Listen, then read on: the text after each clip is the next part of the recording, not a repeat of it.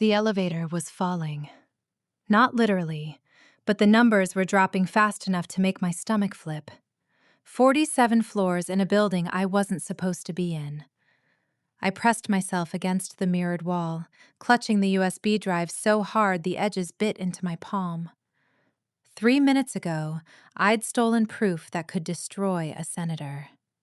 2 minutes ago, the alarms went silent. That's when I knew they were coming. Come on, I whispered.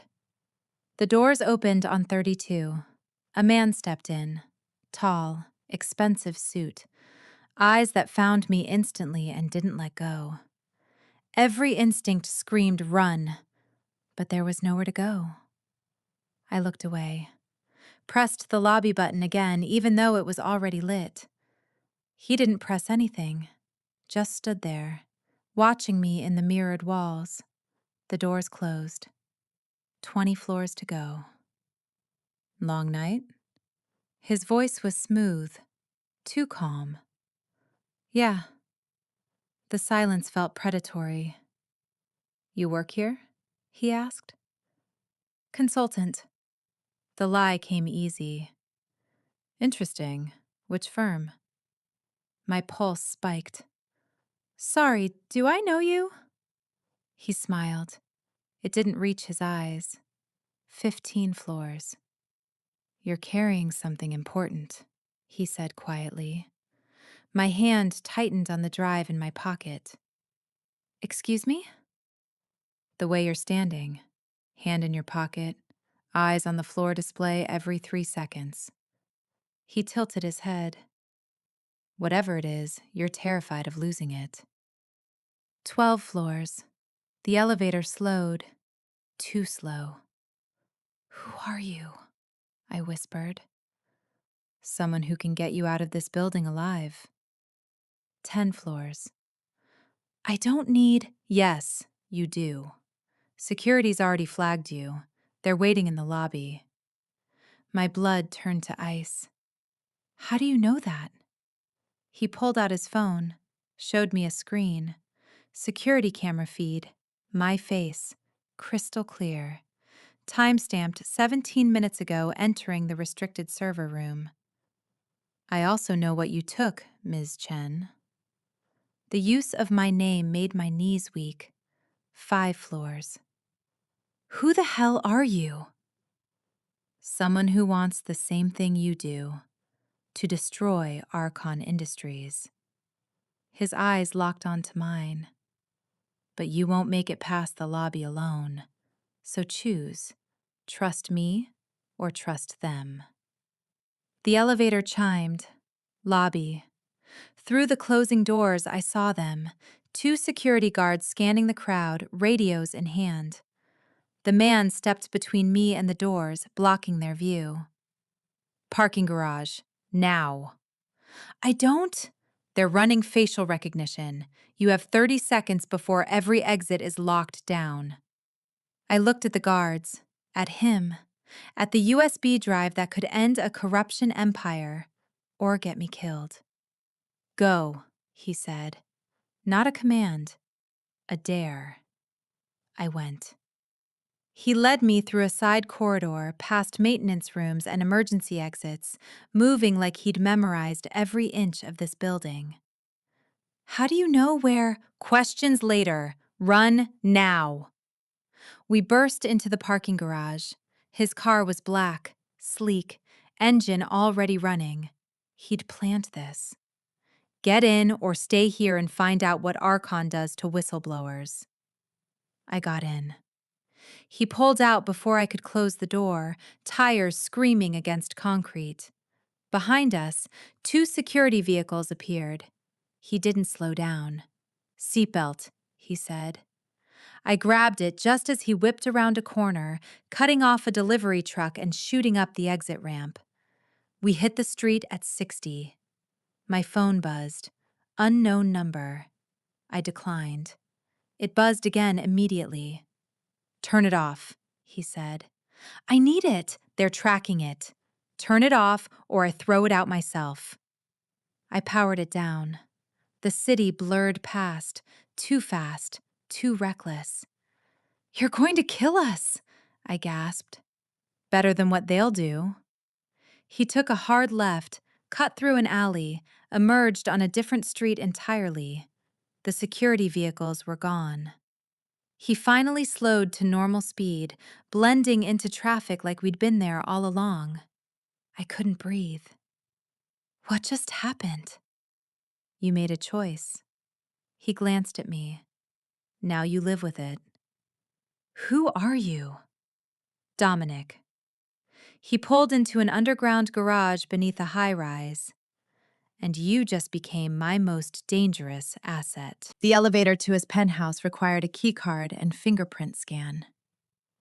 "Paranoid much?" I asked.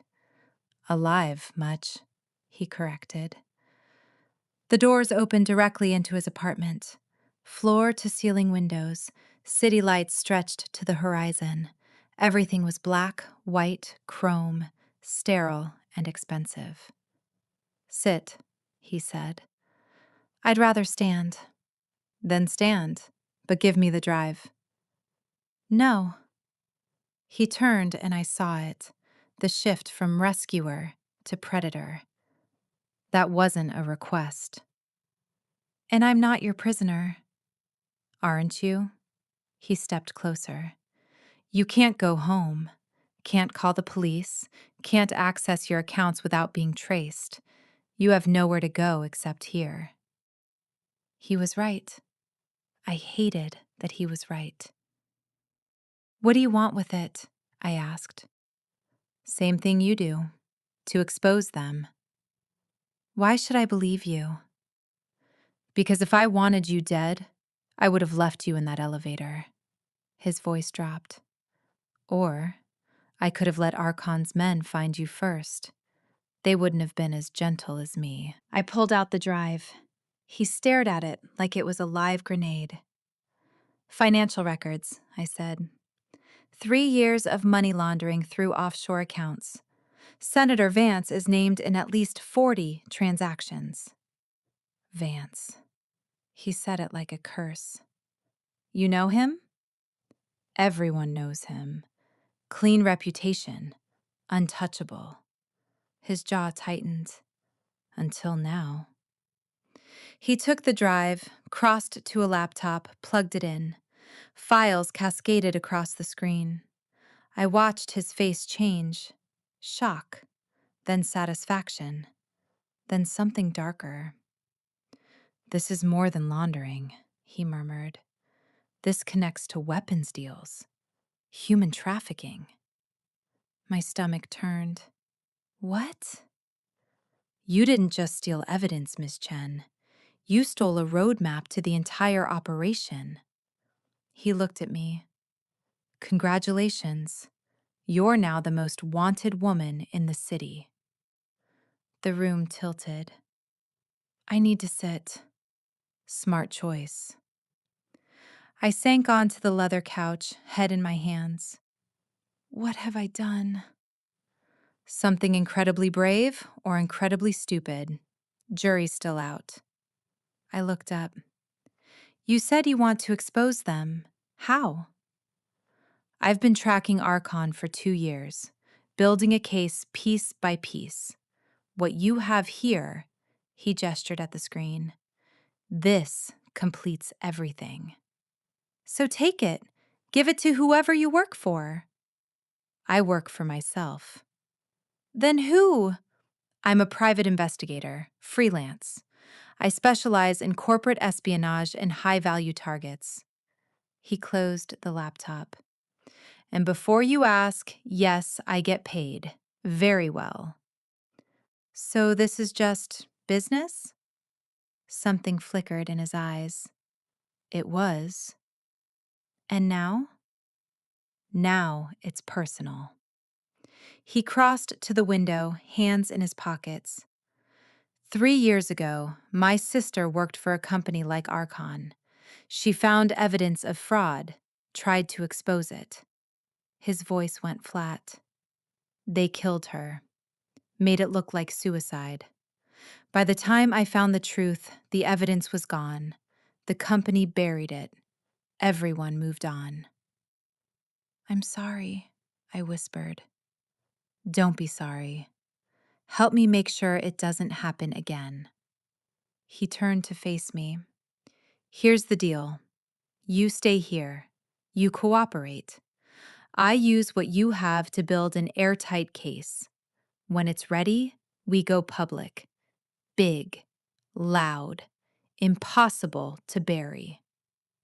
And then? Then you walk away clean. New identity if you want it, protection, whatever you need." What's the catch? The catch is you have to trust me completely. No police, no lawyers, no going rogue. His eyes held mine. Can you do that? Every rational part of my brain screamed no. But the USB drive was already in his possession. My face was already flagged. I was already in this. How do I know you won't just use me and disappear? You don't. He didn't look away. But right now, I'm the only thing standing between you and a bullet. My phone, still powered off, suddenly vibrated on the table. We both stared at it. "I turned it off," I said. "They're overriding it remotely, tracking the hardware signature." He grabbed it, opened the window, and threw it 30 floors down. "That had your contacts, your photos, your entire digital footprint they can trace?" He closed the window. "Consider it gone. You don't exist anymore. Not the old you." The weight of it hit me. What have I become? A ghost, until we're ready to make you visible again. He moved to a cabinet, pulled out a phone, brand new, still in the box. "Burner, encrypted. Only I have the number." He handed it to me. "Don't call anyone. Don't text anyone. If you need something, you ask me." So I'm a prisoner. You're protected. He leaned against the wall. There's a difference. It doesn't feel like one. It will when you're still alive tomorrow. His phone buzzed. He glanced at it and his expression darkened. What? Security footage just went wide. Your face is on every news station. They're calling you a thief. My heart stopped. Already? He turned the screen toward me. Corporate espionage suspect sought. My employee photo, my full name, a tip line. "They're fast," he muttered. "Faster than I expected." What does that mean? It means they're not just covering their tracks. They're hunting you. He pocketed the phone. And they've got resources I didn't account for. So what do we do? He looked at me, really looked, like he was weighing how much truth I could handle. We disappear. Tonight. To where? Somewhere they'd never think to look. Before I could respond, the lights went out. Emergency backup kicked in, dim red glow. Dominic moved instantly, pulling a gun from somewhere I hadn't seen. "Stay behind me." "What's happening?" "They cut the power." He moved to the window, looked down. 3 vehicles, armed men in the lobby. My breath stopped. How did they find us? "Doesn't matter. We're leaving. Now." He grabbed my arm, pulled me toward a door I hadn't noticed, hidden panel in the wall. "Private exit, leads to the parking garage." We stepped into a narrow stairwell. Behind us, I heard the elevator ding. They were coming. Toward a motorcycle. "You're kidding." Would you rather wait for them to catch up? He threw me a helmet, swung onto the bike. I climbed on behind him, wrapped my arms around his waist. The engine roared to life. Above us, the stairwell door exploded open. Shouts, footsteps. Dominic gunned it. We shot out of the garage into the night, and I realized with absolute clarity there was no going back. We rode for 30 minutes, switching routes, doubling back, until I couldn't tell north from south. Finally, Dominic pulled into a parking structure beneath a hotel. Not luxury, not cheap. Forgettable. We're ditching the bike, he said. Why? They'll have traffic cams scanning for it within the hour. We took the stairs to the 4th floor. He used a key card on room 407. Inside was basic. 2 beds, drawn curtains, no personality. How many of these do you have? I asked. Enough. I sank onto the bed, adrenaline crash hitting hard. They found us in less than 3 hours.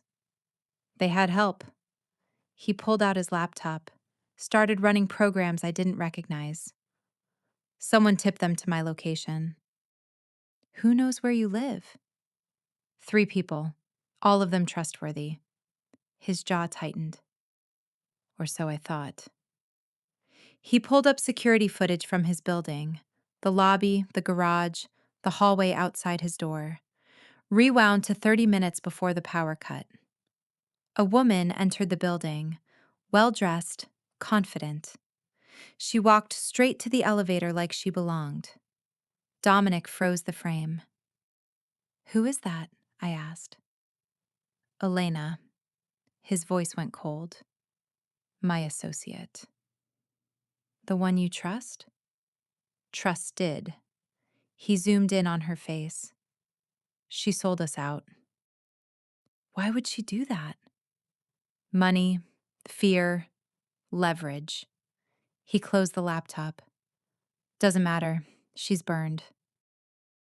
What are you going to do? Make sure she knows it.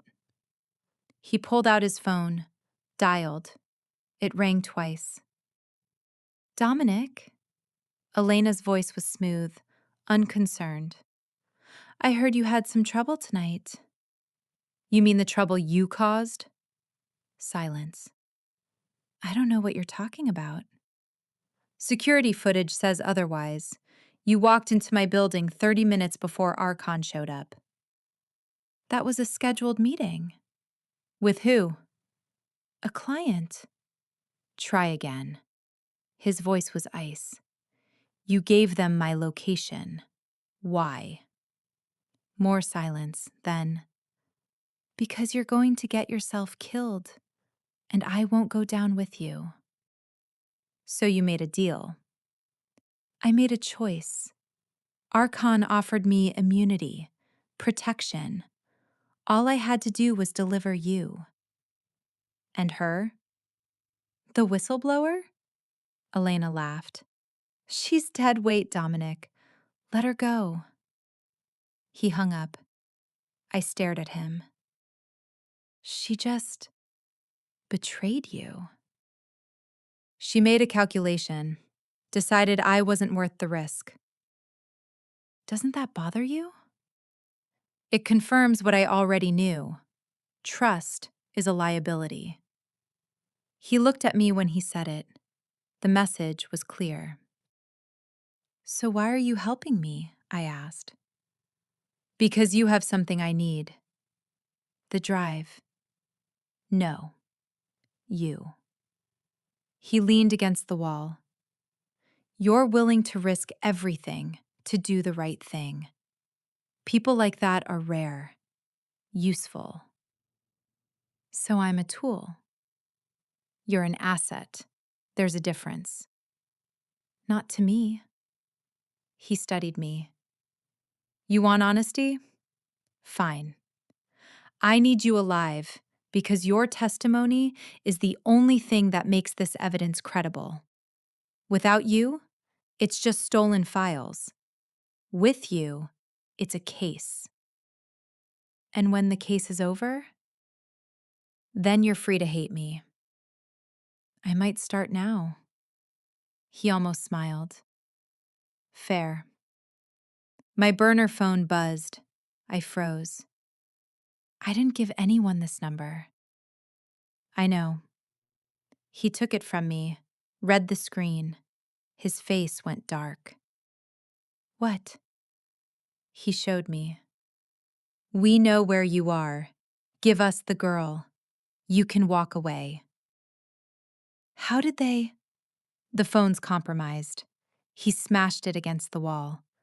They're tracking the SIM signature. I thought you said it was encrypted. It was. They're better than I thought. He grabbed his bag. We're leaving. To where? I don't know yet. Somewhere offline. Completely dark. We ran again, this time on foot, through back alleys and maintenance corridors until we reached a train station. Dominic bought 2 tickets with cash. No ID. The train pulled out at 11:47 p.m. I watched the city disappear through the window. Where does this go? I asked. North. Small towns. Places without cameras. For how long? Until I figure out who else is compromised. I leaned back, exhausted. I should have just kept my head down, ignored what I found. You'd still be in danger, he said quietly. The moment you accessed those files, you were flagged. They would have come for you eventually. Then I'm dead either way. No. You're alive because you ran. He looked at me. That's more than most people do. The train rocked gently. Outside, darkness swallowed the landscape. Dominic? Yeah?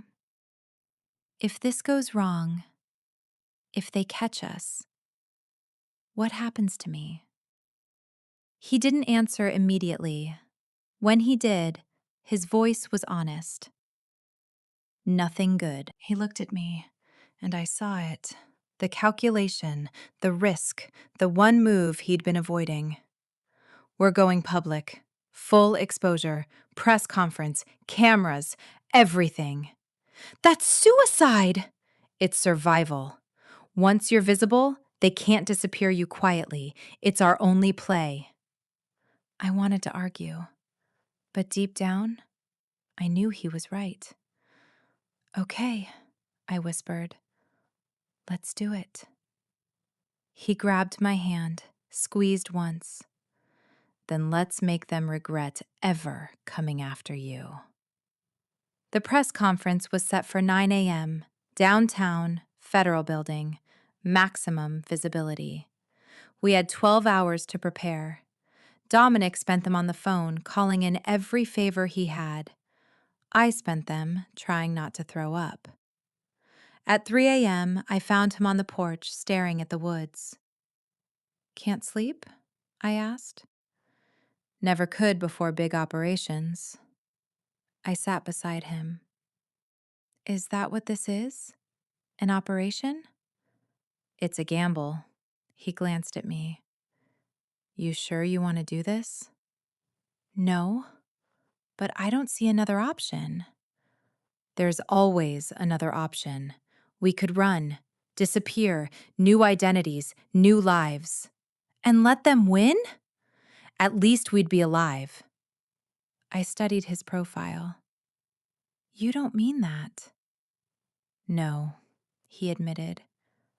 But I had to offer. Silence stretched between us. Why are you really doing this? I asked. And don't say it's for your sister. He was quiet for a long time.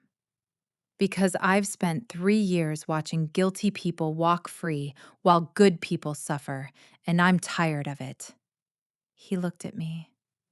You walked into that building and risked everything to expose the truth. That takes courage most people don't have. I'm not letting that be for nothing. My chest tightened.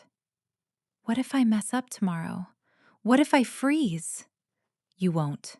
How do you know? Because you're still here, still fighting. That's not someone who freezes. He stood, offered his hand. Come on, you need rest. I took his hand. He pulled me up, too close suddenly. We stood there inches apart. Dominic. I know. His voice was rough. This is complicated. That's one word for it. He didn't step back. Neither did I. After tomorrow, he said quietly, whatever happens, I want you to know, don't. I pressed my fingers to his lips. Don't say goodbye yet. He kissed my fingertips, then my palm, then pulled me against him and kissed me properly, desperate and real and terrifying.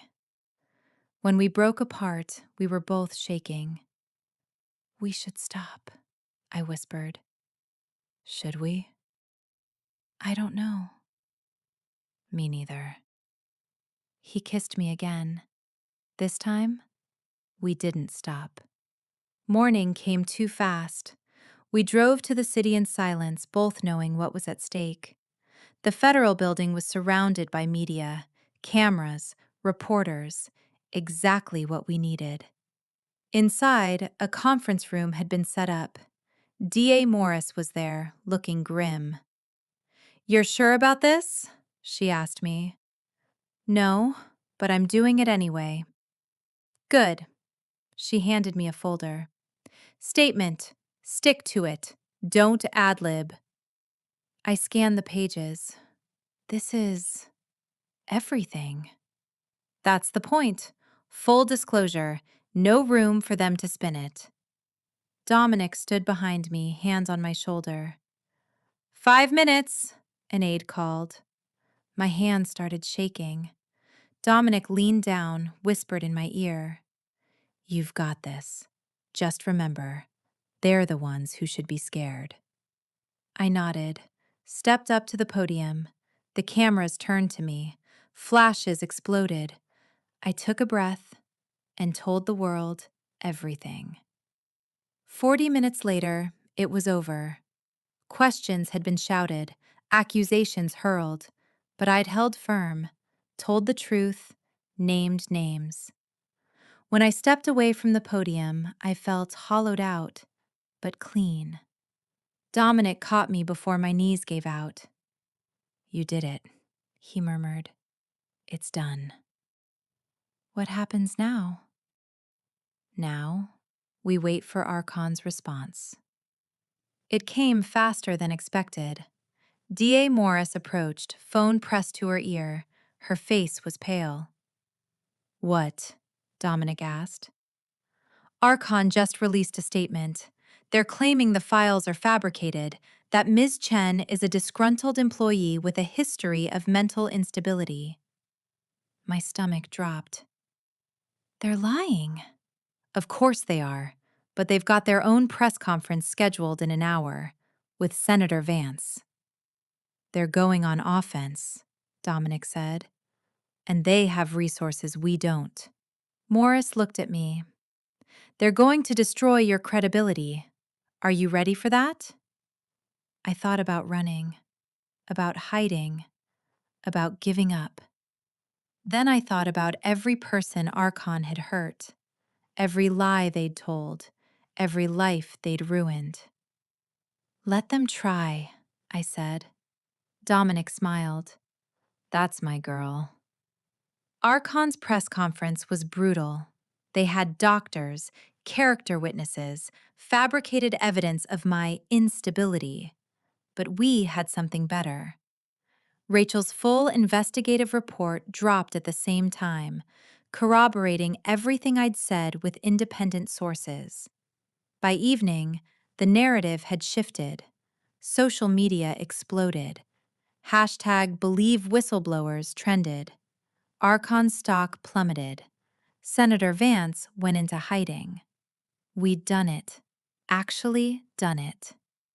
That night, Dominic and I sat in a safe house watching the news. "They're calling for investigations," I said. "Congressional hearings. Good. Let them squirm." "What happens to us now?" He looked at me. "What do you want to happen?" I thought about it. "I want to stop running." "Then we stop." "Just like that?" "Just like that." He pulled me close, and for the first time in weeks, I felt safe. The trial took 8 months. 8 months of depositions, threats, and 24-hour protection. But we made it. Vance got 23 years. Archon's executives got more. The company dissolved.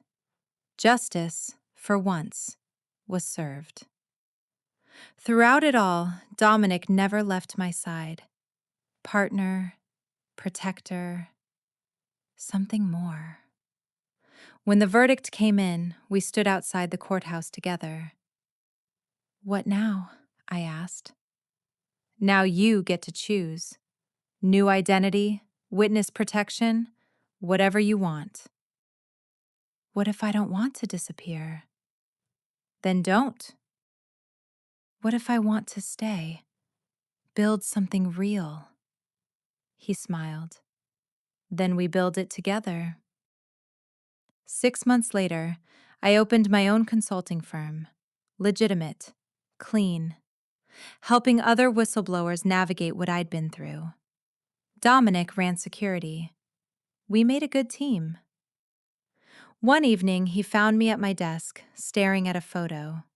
My old employee badge. The person I used to be. "Regret it?" he asked. "No. But I miss who I was before all this. The innocence." "Innocence is overrated." He pulled me to my feet. "You're stronger now. Real." "Is that what I am?"